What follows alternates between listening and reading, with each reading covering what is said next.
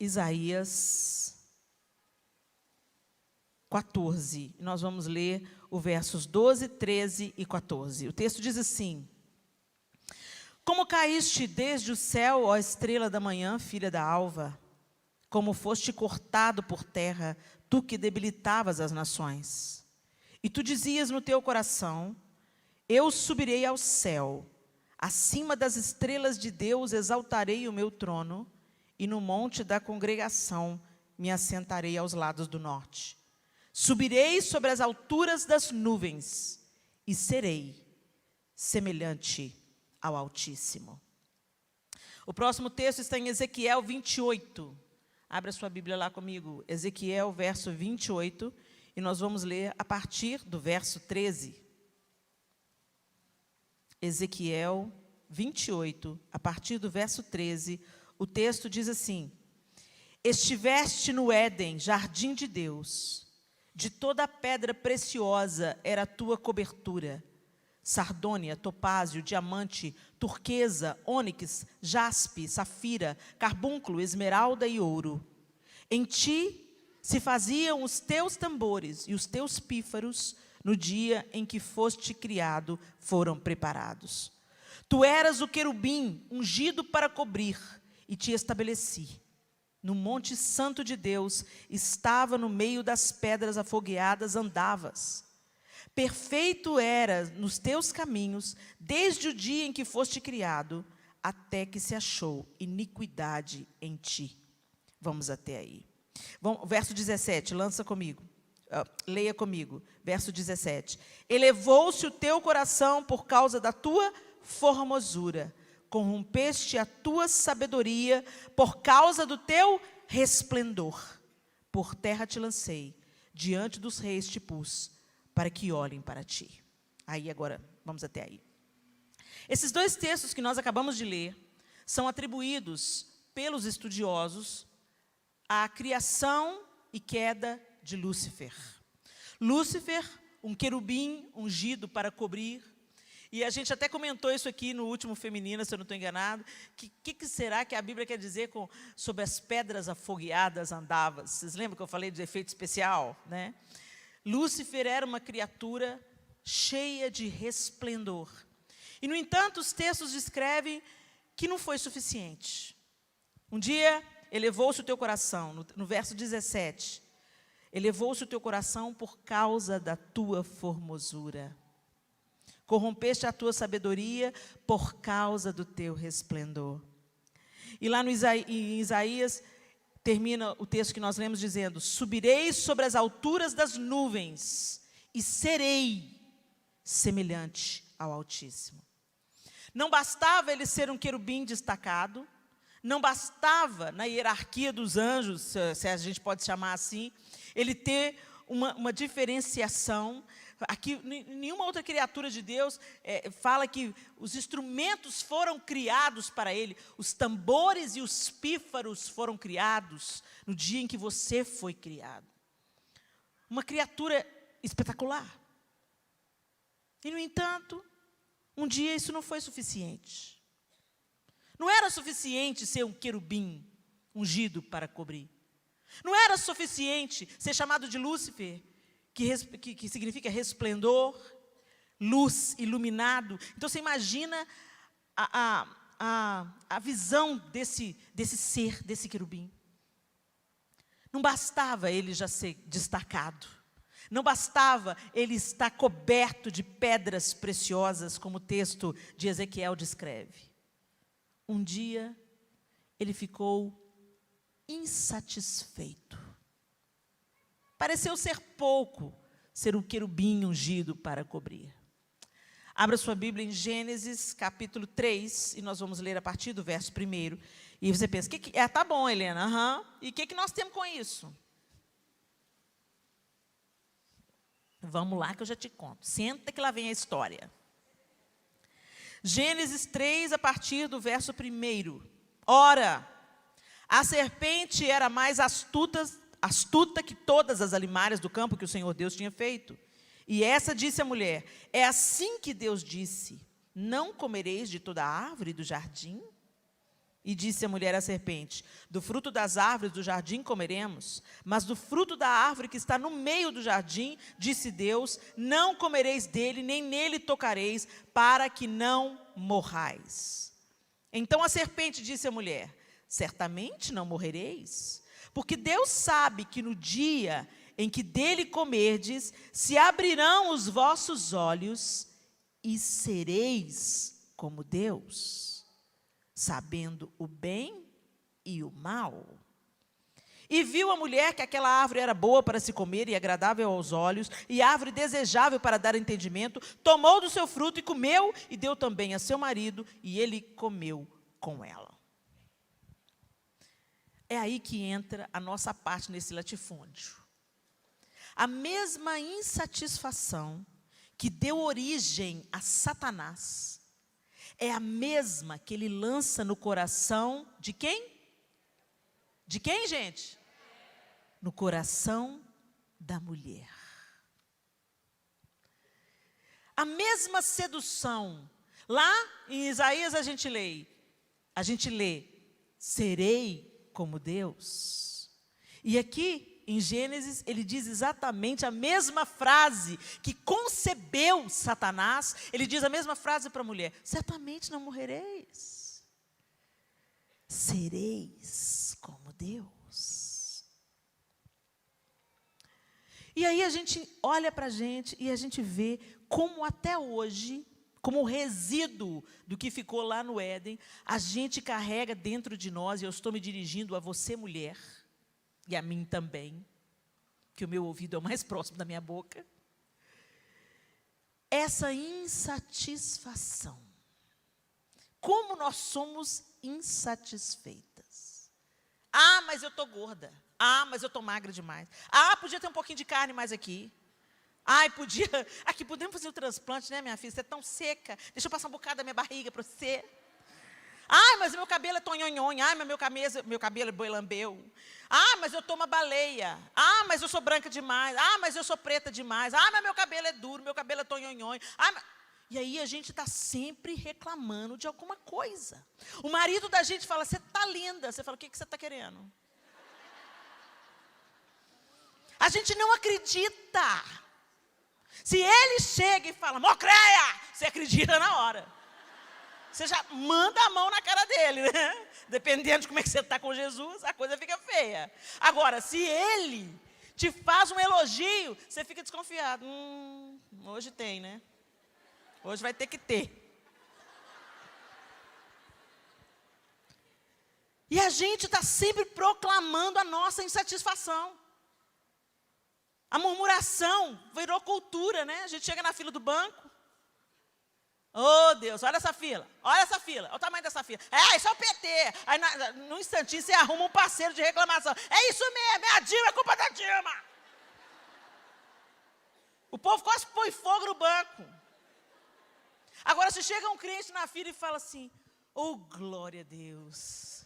Todo mundo olha para ele e fala assim: ai, meu Deus. Olha dos pés à cabeça e fala: coitado, é crente. Se você abençoa, se você bendiz, se você ajuda, as pessoas desconfiam. O que fulano está querendo, hein? Ninguém é tão bonzinho assim. E essa insatisfação que começa em nós mesmas, diante do espelho, ela passa para a vida. Ela passa para os filhos. Ô, fulano, por que você não parece com o filho do fulano? Por que você negou seu irmão, hein? Por que você negou seu primo, hein? Né, mãe?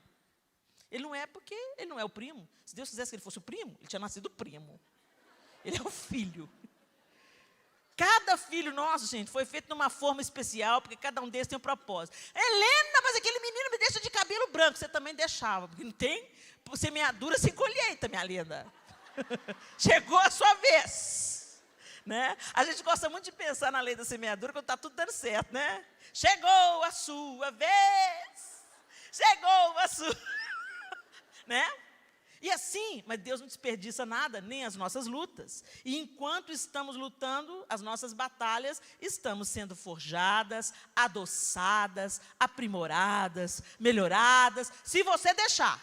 Porque se você não deixar, você vira amargurada, murmuradora, reclamona, mocreia. O fato é que essa murmuração como estilo de vida, ela vai deixando a vida desbotada, gente. Sabe a história do Uruca? Ó vida, ó céus, ó azar. Ninguém me ama, ninguém me quer. E nesses dias que a gente está vivendo, porque são dias escuros, de fato, não vamos tapar o sol com a peneira. A coisa está feia, gente. Olha, se eu que sou cheia de injustiça, não estou dando conta desse mundo, estou com nojo desse mundo, imagina Deus que é justo, perfeito, soberano. Tem dia que eu abro a janela e falo, Jesus, podia ser hoje, Senhor. Rasga céu e desce, vem, Jesus. Volta, Jesus, senão não vai sobrar ninguém. Tem dia que eu oro assim. Aí eu tenho que lembrar, não, ainda que a figueira não floresça, não haja frutos na vide, o fruto da oliveira minta, eu contudo me alegrarei e exaltarei o Senhor. Mas os dias são maus, sim. Os dias são difíceis, sim. Mas se você somar aos dias difíceis e escuros, porque eles são, o mundo jaz o maligno, se você soma isso, a sua reclamação, o seu pessimismo, a sua maldição, você sai amaldiçoando todo mundo, a vida não passa, ela arrasta. E outra, contamina todo mundo que está ao redor. Você já sentou com uma pessoa? E ela está, como é que você está? Falando, estou aí, né? Lutando, né? Dia mau todos nós temos, e graças a Deus, se a gente está em família, entre irmãos, a gente pode rasgar o coração, sim. Não é essa história de, sabe, esse triunfalismo baratinho, que fica, tá tudo bem, tá tudo maravilhoso, tira o pé do chão, vamos dar glória a Deus. Não, estou falando disso não, gente. Equilíbrio. Equilíbrio é a palavra aqui. Nem o triunfalismo pirado, alienado, que ignora a dor do outro, que ignora a dificuldade do outro, mas nem o fundo do poço, entendeu? Porque quando você chega no fundo do poço, você pode descobrir que ele tem porão. E tem gente que gosta do fundo do poço, sabe a pessoa? Jó, caco de telha. A pessoa sempre está ruim. Como é que você está, fulano? Está tudo difícil. Como é que você está? Estou com uma dor aqui. E aí, fulano, melhorou aquela dor aqui? Não, melhorou, mas agora estou com uma dor aqui. Conhece alguém assim? Ou é alguém assim? Porque a gente prontamente acha alguém na lista. Fulano. 3 dedos para mim, né? Quando a gente aponta para o outro, fica 3 para o lado de cá. E os psicólogos que me corrijam se nós temos algumas entre nós, mas dizem que o que a gente vê no outro, que o que mais incomoda a gente no outro, na verdade é o espelho de quem nós somos. Nós estamos lascadas. É ou não é? Né? Mas o fato é que Deus tem um plano para nós. Um plano. Vamos descobrir qual que é o plano de Deus? Então, abra aí a sua Bíblia comigo, em 1 Tessalonicenses 5. 1 Tessalonicenses 5, e nós vamos ler o verso 18. Você pode ler em voz alta? 1 Tessalonicenses 5, verso 18. 1, 2 e vai.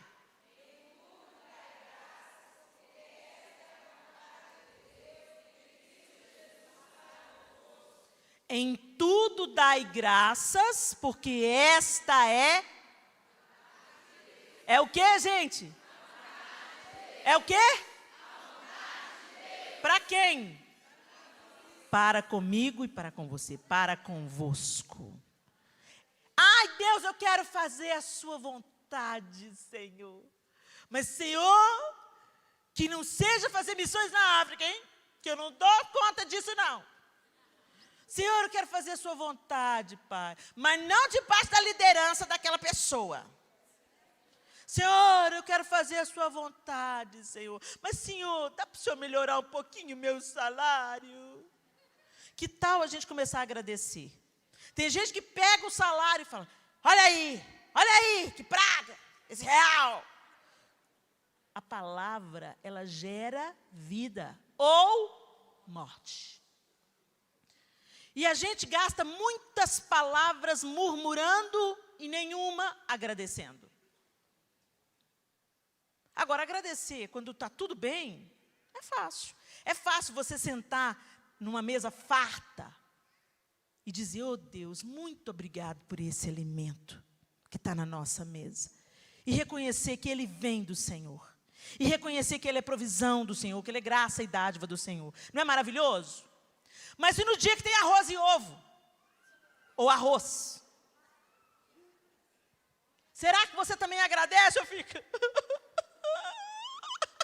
Ai, Deus. Oh, Senhor, ouve, Senhor. Você é do inimigo, só tem arroz no meu prato. A Tessalonicenses está falando em tudo. Em tudo dai graças. Aí parece que Deus está brincando com a gente. Oh, Deus, fala sério, Deus. Você tem senso de humor, né? Helena pregadora, isso ainda manda dar graças em tudo. O Senhor tem senso de humor. Em tudo dai graças. Por quê? Porque Deus precisa que você fique babando o ovo? Que você fica, oh Deus, bababá. Não. Porque quando nós somos agradecidas, a vida fica leve. O fardo alivia. É impressionante quando você começa a reclamar, quando tudo fica pior. Você pensa que o negócio já está ruim. Pensou que está ruim? Está ruim aí para você, querida? Começa a reclamar para você ver que cabe bastante piora. Agora começa a exaltar a Deus e começa a agradecer para você ver se o seu coração não muda. A perspectiva muda completamente. Às vezes a sua situação não muda. O seu casamento não muda. Aquele seu filho que se desviou não volta. A grana não vem. A coisa está difícil. O governo não rompe. A justiça não opera. Mas você olha para o Senhor e diz, eu sei em quem eu tenho crido. Eu sei que o meu Redentor vive e por fim se levantará sobre a terra. Eu não sou grata pelas circunstâncias, porque eu sei que todas as coisas cooperam para o bem daqueles que amam a Deus. Mesmo a luta, mesmo a adversidade, mesmo a falta, mesmo a fadiga, Deus é Deus suficiente para reverter a nossa situação. E para nos trabalhar, nos forjar no meio da adversidade. Gente, o fato é que ninguém cresce deitado eternamente em berço esplêndido. Qualquer semelhança terá sido mera coincidência. Isso é um morcego. Muita calma nessa hora, gente. É só um morcego. Ele tem um sonar que não vai deixar ele enfiar no seu cabelo. Fica tranquilo. Glória a Deus pelo morcego. Você sabia que lá em Israel, por exemplo, eu estive em Israel agora, os morcegos comiam as frutas. Aí o que eles fizeram? Acabaram com os morcegos. As frutas ficaram íntegras e começaram a ser comidas por pragas, por insetos, que era alimento também dos morcegos. Então, glória a Deus pelo morcego. Volta com o morcego e cobre as frutinhas com um invólucro. Gente, fica tranquila, gente. Encoraja a sua amiga, fica tranquila. Morcego não tromba em ninguém, ele só vai dar uns rasantes assim. Calma, Batman. Fica tranquila. Agora, se é uma plateia de homens, essa reunião ia continuar inalterada. É ou não é? Voltemos ao Evangelho, meninas. Segura na peruca, ele não vai bater no seu cabelo, fica tranquila. Em tudo dai graças. Em tudo dai graças. Em tudo. Em tudo.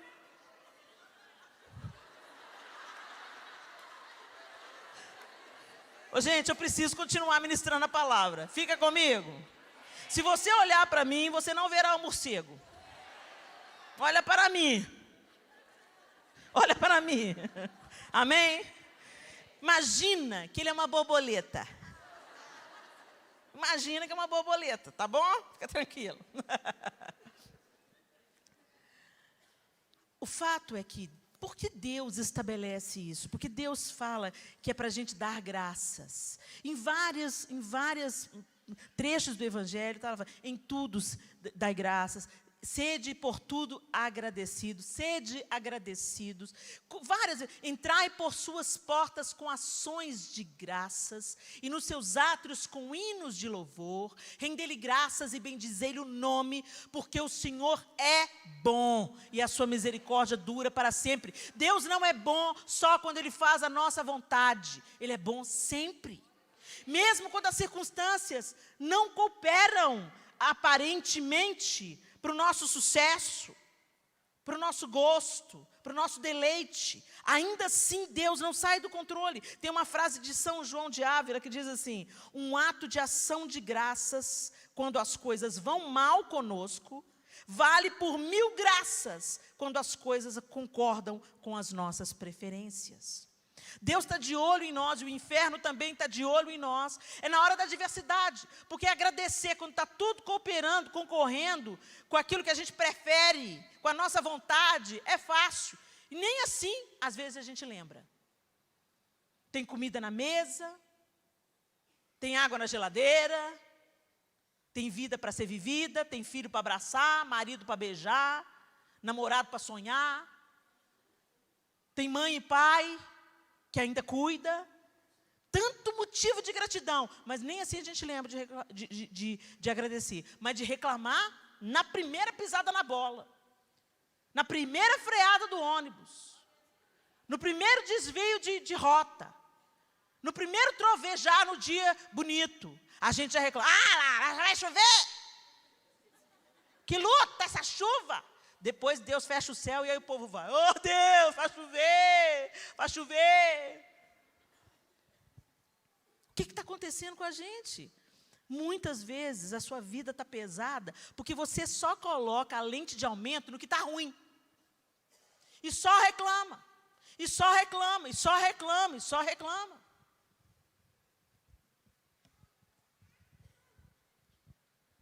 Enquanto a palavra de Deus diz: entrai por suas portas com ações de graças.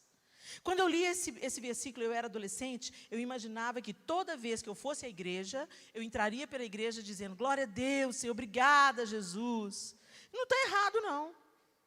Mas um dia, eu tinha tudo para reclamar. E naquele dia, eu decidi agradecer. E o meu coração, o meu ânimo mudou. Da água para o vinho. A situação não mudou, mas o meu ânimo, a minha perspectiva, o meu olhar para aquela situação mudou. Não me incomodava mais, não me feria mais, não me oprimia mais, não me aprisionava mais, porque eu escolhi ver Deus em todas as coisas. O Senhor é bom, a sua misericórdia dura para sempre. E eu comecei a agradecer: Senhor, eu não estou entendendo nada, mas o Senhor entende tudo. O homem não tem a última palavra na minha vida, é o Senhor que tem. Eu não entreguei minha vida para pastor, para líder, eu entreguei minha vida para Jesus. O Senhor governa sobre mim. E a sua palavra diz que todas as coisas cooperam conjuntamente para o bem daqueles que amam a Deus. Amar a Deus, volto a dizer, não é só cantar canção de amor e vir na igreja, não. Amar a Deus é obedecer aos seus mandamentos. Então, Senhor, eu não estou entendendo nada. Nesse tapete que eu estou olhando aqui de baixo, está tudo embolado. Mas o Senhor é o tapeceiro. E eu sei que o Senhor não dá ponto sem nó. E que o Senhor vai fazer com que esse bordado que eu não estou entendendo agora, eu compreenda mais tarde. Eu confio em Ti.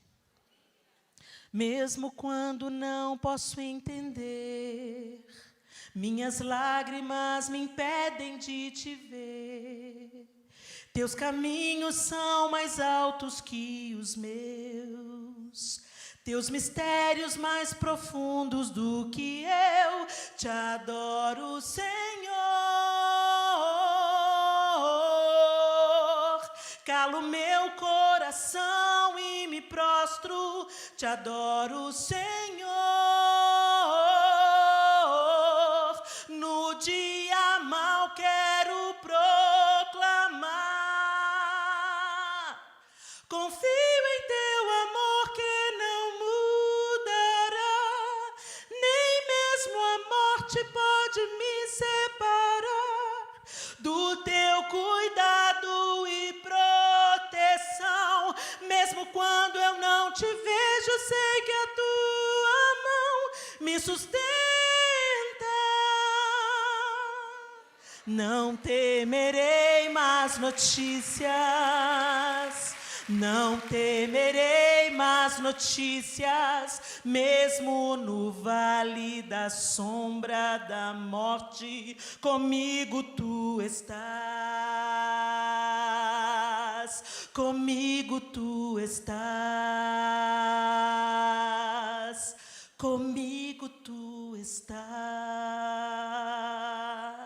Não temas, não temas, não temas, não temas, não temas. Quando a gente entende que Deus está no governo da vida, e você começa a olhar com olhos agradecidos por esse governo, por esse domínio, por essa soberania que te protege, que te cuida, e que até na adversidade te modela, te fortalece. Sabe aquele ditado popular? O que não me mata me fortalece. É por aí. É isso que acontece com Deus na vida. Só vai te matar o que Deus permitir. Ele é o seu dono. Quando Ele colocar ponto final na vida, Ele coloca, ninguém mais coloca. Agora, se você não morrer, você vai ser fortalecido. Então começa a agradecer. Começa a agradecer. Um dia, como eu estava contando para vocês, eu tive esse entendimento. E aí eu olhei para esse versículo, entrai por suas portas com ações de graças, com uma outra perspectiva. Significa que quando você agradece, você acessa a presença de Deus. Você entra por suas portas. Entrai por suas portas. Como? Com que chave? Com ações de graças e hinos de louvor. Então louve, simplesmente louve. Tá chorando, louve. Precisando, louve. Tá sofrendo, louve. Não importa, louve. Seu louvor invade o céu. Seu louvor invade os céus. Então, ao invés de ficar emprestando a sua boca ao seu coração deformado, ingrato. Gente, a ingratidão é o terreno propício para a inveja. É o terreno propício para as competições, para a briga pelo poder, para o orgulho, para toda sorte de males. Por isso que a Bíblia está falando, em tudo dai graças, porque se você for agradecido, você será livre. Eu não sabia agradecer nada que eu tinha. Eu não sabia agradecer. Para mim, Deus estava sempre me devendo alguma coisa. E eu ficava olhando para a vida do outro. Olha lá, fulano. É, Deus, hein? Depois fala que não tem filho preferido, hein? Ô, luta. Aí eu era recém-casada. E eu descobri que uma amiga tinha se casado e estava construindo um casão. E eu morava no meu apartamentinho, que dava para conhecer ele todo de um ponto só. Muito bem-vindo à minha casa. Aqui é a sala, aqui é o quarto do casal, aqui é o outro quarto, que a gente faz de sala de televisão, aqui é o banheiro e aqui é a cozinha. De um só ponto, sem me deslocar, eu apresentava para a visita a minha casa inteira. Quantos éramos? Eu e o João.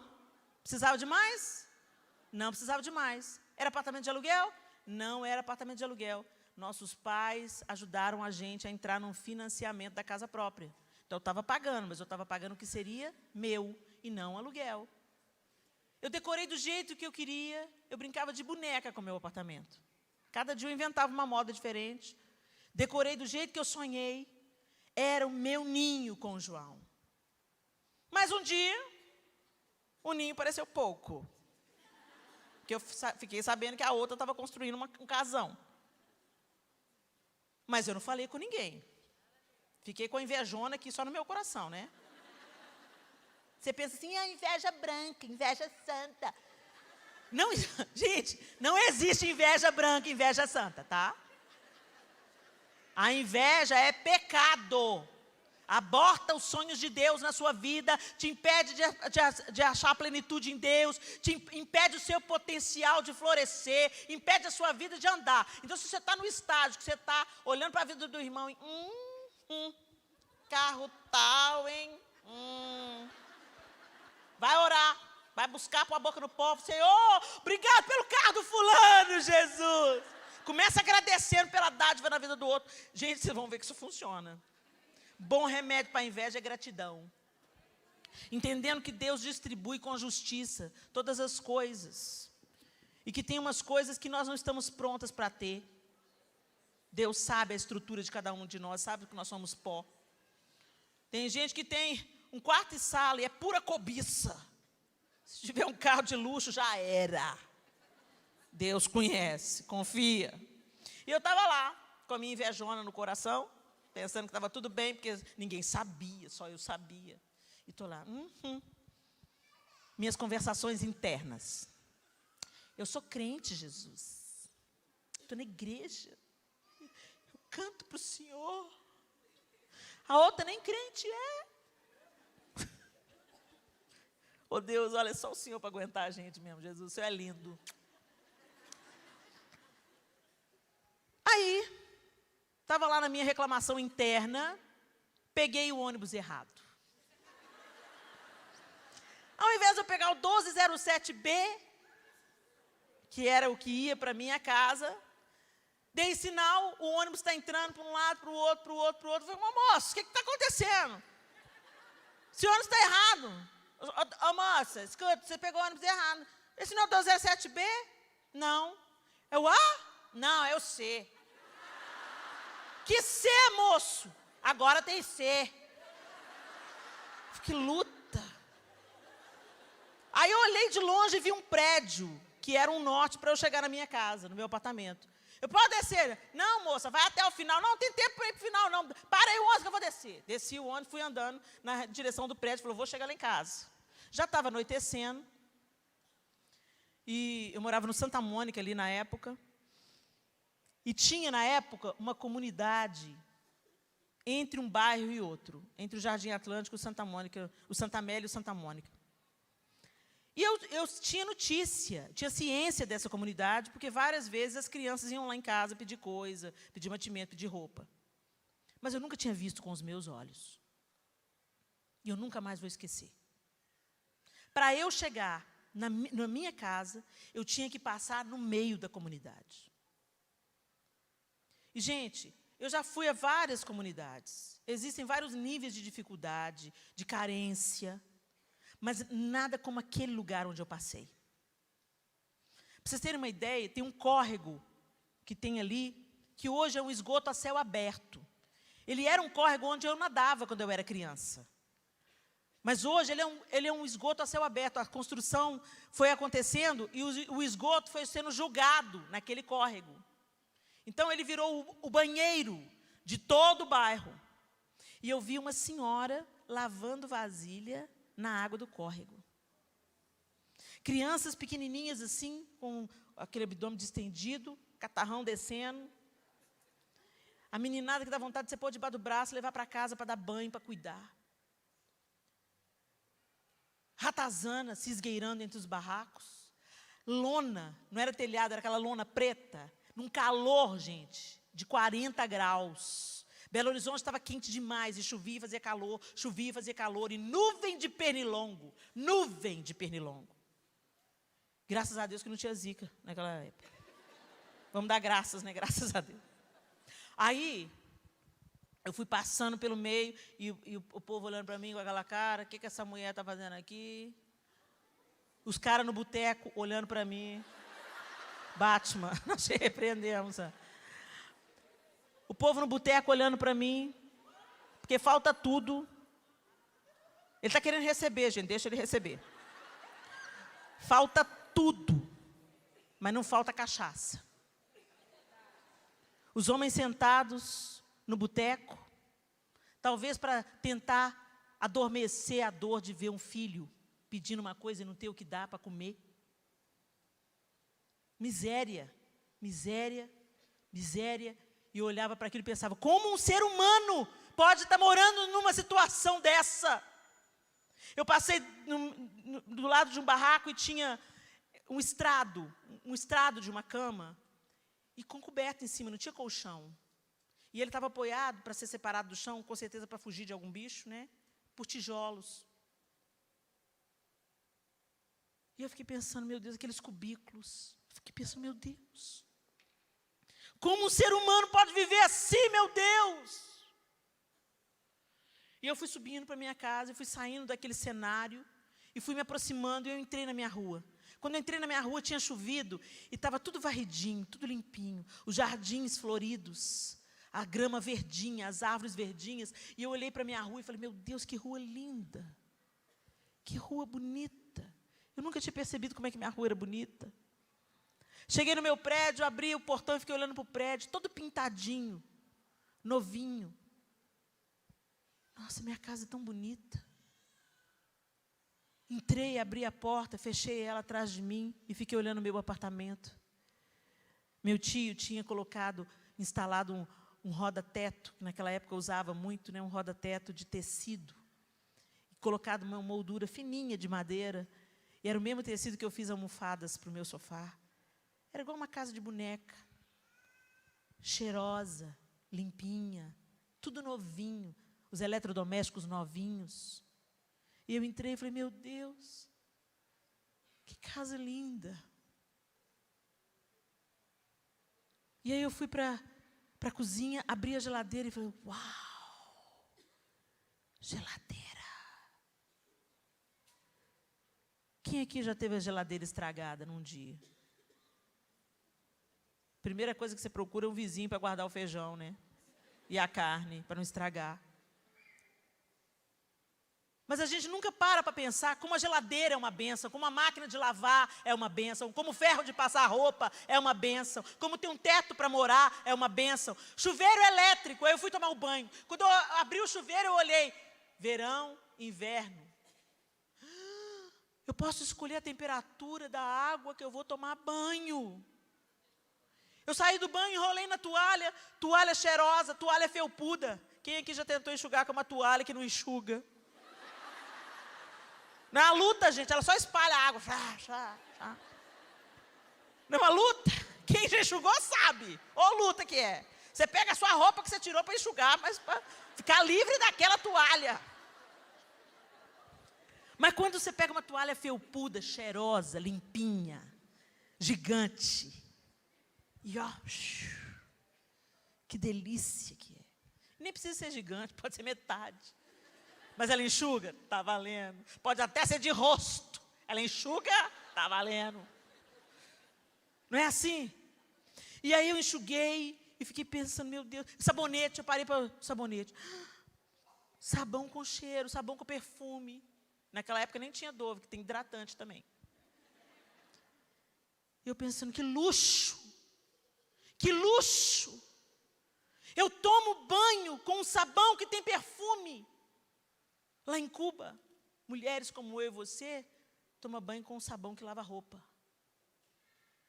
Pasta de dente, desodorante, artigo de luxo. E a gente tem essa coisa fácil todo dia, toda hora. 1000 cremes para passar no cabelo. E a gente nunca percebe como isso é caro, isso é uma dádiva, uma bênção. Absorvente. Nossas vós não tiveram esse privilégio. Coisas tão simples. E quando meu marido chegou, eu olhei para ele e falei, marido. Está reclamando do seu? Você tem, querida. Ah, mas você não sabe a bisca que eu tenho lá em casa, Helena. Já falei, não fala mal dele não, que foi você que escolheu. Dá um trato nele que vai ficar tudo bem. Em nome de Jesus. Deixa eu dar um parêntese na história. Uma vez minha mãe chegou lá em casa, meu pai tinha talhado o sangue dela. Eu acho que ela estava um dia sensível. Minha mãe nunca reclama. Minha mãe é uma benção. Minha mãe, para a gente descobrir que ela está doente, com algum problema, a gente tem que ter quase espírito de adivinhação, misericórdia. Porque ela não fala, ela não reclama de nada. Mas esse dia minha mãe chegou lá em casa e falou assim, Leninha, eu senti que ela estava angustiada, estava precisando de falar. Eu deixa falar. E mamãe falou.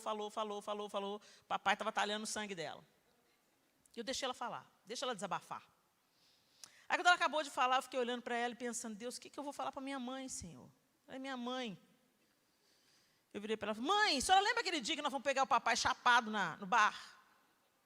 A mamãe olhou para mim e falou, você está doida? Misericórdia, Leninha. Graças a Deus, nós nunca pegamos seu pai chapado no bar. Eu falei assim, põe a lupa aí, mãe. Põe a lupa aí. Pega a qualidade do papai, mãe, e eleva ela. Porque ele não é perfeito, como a senhora não é perfeita, como eu não sou perfeito. E se a gente começar a colocar ênfase, a lente de aumento, foco naquilo que está ruim, a vida fica amarga, a vida fica azeda, e a gente começa a emprestar a nossa boca e a profetizar morte em tudo ao nosso redor. Claro que eu não falei isso para ela, estou falando para você. Eu só falei com ela, põe a lupa aí, irmão. Aí ela olhou para mim, sorriu e falou assim, não é que é mesmo? Vou para casa dar um beijo no meu gatão. Voltando para o apartamento, João chegou e eu olhei e falei, oh, aleluia, marido, oh, Jesus. E aí lanchamos e ele começou a ver, e eu estava agradecendo a Deus por tudo, eu estava vendo beleza em tudo. Parece que os meus olhos, as escamas dos meus olhos caíram, e eu comecei a apreciar o que eu tinha de mais simples, porque, gente, não precisa de luxo, não. Quem disse que precisa de mais dinheiro para você ser feliz? Quem disse que você precisa de uma bolsa nova para ser feliz? Quem disse que você precisa ter roupa de marca para ser feliz? Isso é uma mentira desse mundo, uma mentira muito bem contada, que tem tirado as mães de casa, tem escravizado famílias em busca do dinheiro que nunca é suficiente. Ao passo que a felicidade está ao redor de uma mesa.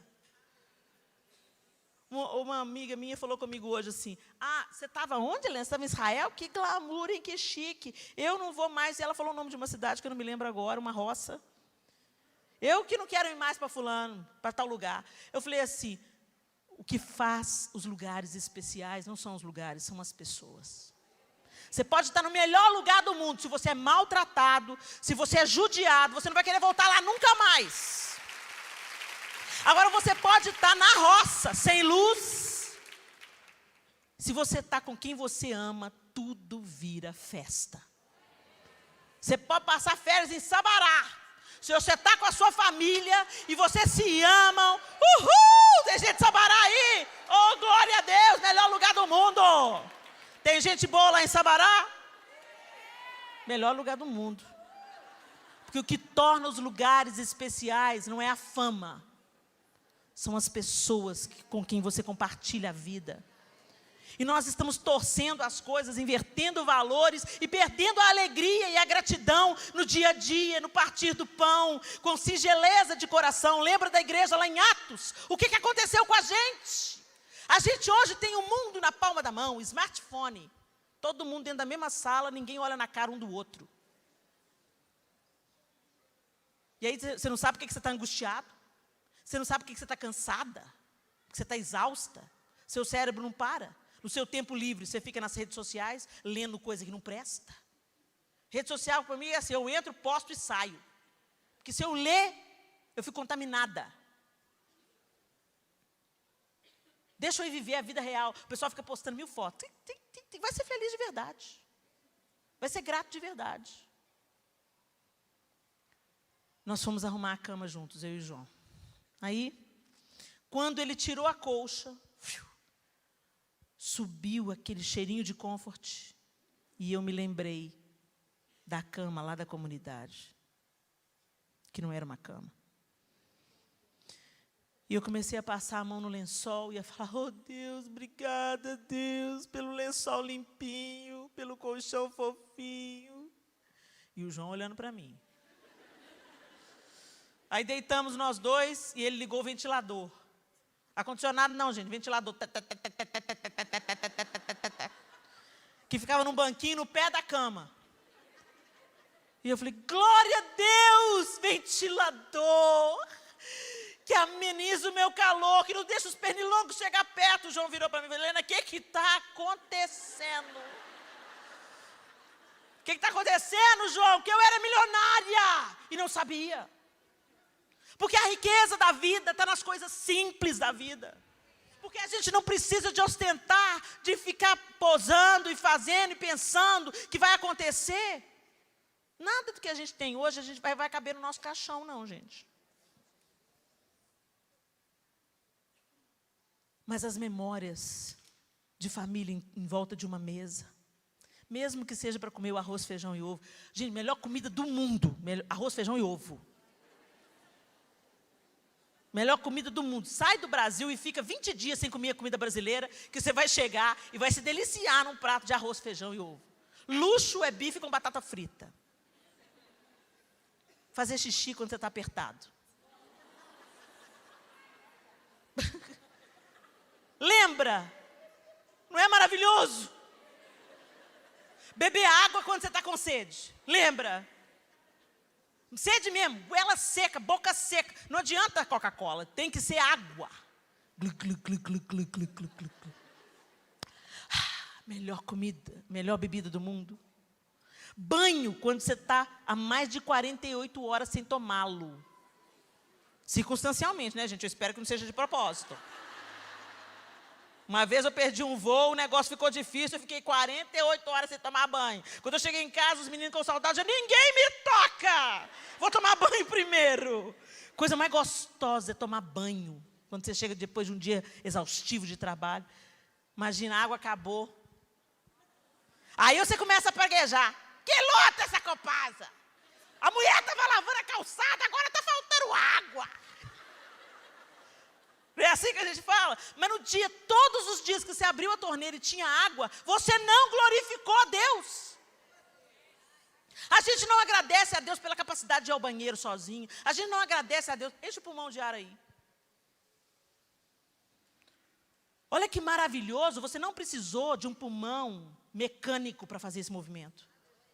Seu coração bate no seu peito, você nem se lembra que tem coração, mas é por causa dele que você está de pé. É por causa dele que você está viva. Você tem uma família. Ah, mas a minha família é uma luta. Mas é família. Você tem amigos. Há amigos que são mais chegados que irmão. Mas eu não tenho muito. Você não precisa de muito, você precisa de um. Mas que seja que presta. Amigo de verdade. Amigo que ama, amigo que corrige, amigo que fala a verdade. Vocês quebram o pau e continuam juntos. Isso aqui é amigo. Essas amiguinhas de, oi amiga, querida, linda, tal. Mas quando a outra diz o que não quer ouvir, a coisa fica atravessada. Não é amiga coisa nenhuma. A amiga quebra o pau e continua junto. É isso aí que é amigo, valoriza. Quem quebra o pau com você e continua junto com você, aguenta firme. Está valendo a pena. Quantas coisas simples a gente pode se lembrar? As melhores memórias que você tem não estão ligadas a dinheiro. Eu tenho certeza do que eu estou dizendo. Não estão ligadas a quanto você tem no banco, ou quanto você tinha no banco. E se estão, eu sinto muito, porque você ainda não descobriu a melhor parte da vida. Está ao redor da mesa. Gargalhadas. Brincadeiras, sinceridade. Ter saúde para viver cada dia, força para trabalhar. Um salário. Ah, mas não é, Helena, meu salário é muito baixo, mas é o seu salário. É o que tem sustentado e provido você. Será que você pode lembrar das dádivas que Deus tem te dado? Você tem agradecido?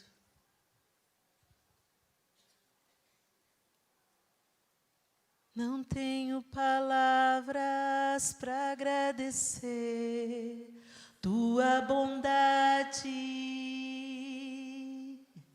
Dia após dia me cercas com fidelidade.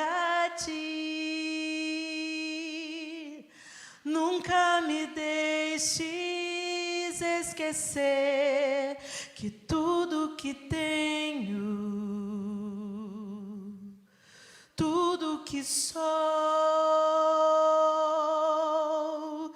e o que vier a ser, vem de ti, Senhor.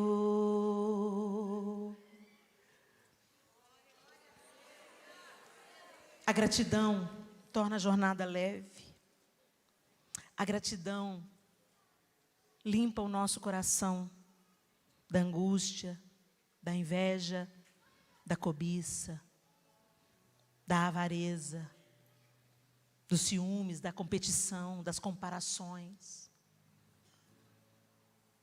A gratidão te permite ver os tesouros que vêm embalados no dia, em papéis, às vezes, desprezíveis.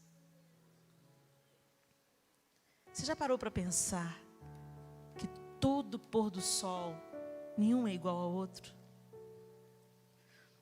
Para mim, o pôr do sol é como se fosse o beijo de Deus no final do dia. Ele ainda continua vindo se encontrar com o homem toda a viração do dia. E Ele colore o entardecer de um jeito diferente.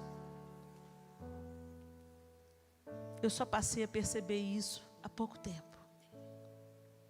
Depois daquela experiência do apartamento, que Deus me ensinou na prática a ser grata pela geladeira, pelo lençol limpinho, pela toalha que enxuga, pelo sabão cheiroso. Ele ainda teve que caminhar comigo mais trechos da jornada. E tem sido delicioso perceber que os maiores tesouros da minha vida, dinheiro nenhum no mundo vai poder comprar. E eles estão diretamente ligados àquilo que eu vou deixar quando eu partir. A gratidão deixa um legado. Seja agradecida. A gratidão antecipa o milagre. Se você observar, quando Jesus multiplicou os pães e peixes, Ele não orou pedindo para Deus multiplicar.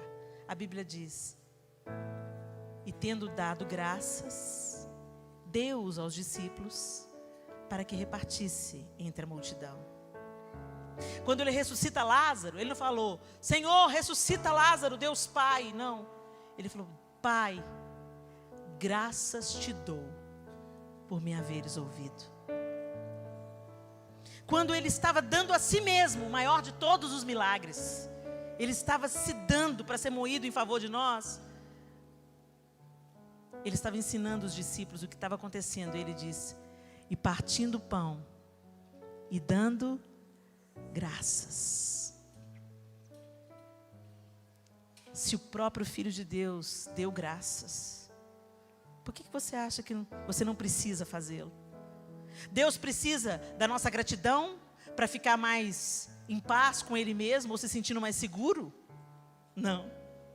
Nós precisamos agradecer para que a nossa jornada